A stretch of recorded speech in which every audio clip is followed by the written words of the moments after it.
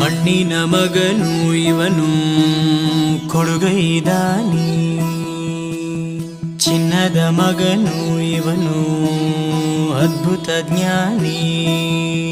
ಜನಸೇವೆಗೆಂದೇ ಹುಟ್ಟಿರುವ ದೇವರ ಕುಲವೋ, ಇವರ ನೆರಳೆ ಬಡವರಿಗೆ ನೂರಾನೆಯ ಬಲವೋ.